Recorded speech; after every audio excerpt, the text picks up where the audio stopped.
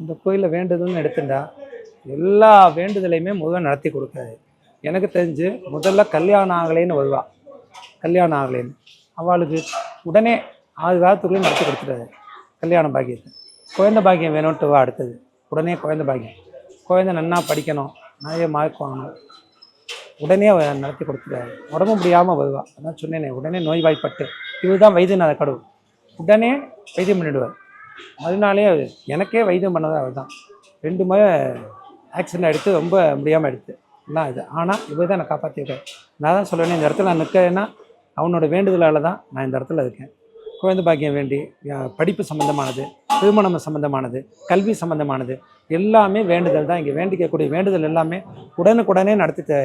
ஒரு சின்ன எக்ஸாம்பிள், ஒரு பெரிய அதிகாரி, நான் ஒரு பேரை சொல்ல விரும்பலை, அவர் விழுப்புரத்தில் ஒரு பெரிய காலேஜில் அதிகாரியாக இருக்கார்.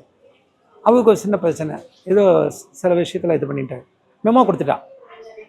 இங்கே வந்து இப்போ நீங்கள் கேட்குற மாதிரி, சுவாமி இங்கே என்ன பண்ணணும் சொல்லுங்கன்னா, உங்களோட வேண்டுதலை முருகன்கிட்ட 7 வாரம் சொல்லுங்க, 6 வாரத்துக்கு நடத்தி கொடுத்தாரு. 7 வாரம் வேண்டிக்கோங்க. தொடர்ந்து இப்போது சொன்ன மாதிரி செவ்வாய்க்கிழமை செவ்வாய் சாத்துங்க, வியாழக்கிழமை அந்த பார்த்துட்டு போங்கன்னு தொடர்ந்து வந்தார்.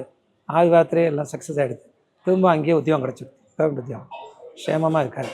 ஆக இங்கே என்ன வேண்டுதல் வச்சாலும் உடனுக்குடனே நடத்தி கொடுக்கக்கூடிய கண்கண்ட தெய்வம் கலியுக வரதன் திருச்செந்தூர் சுப்பிரமணிய சுவாமி.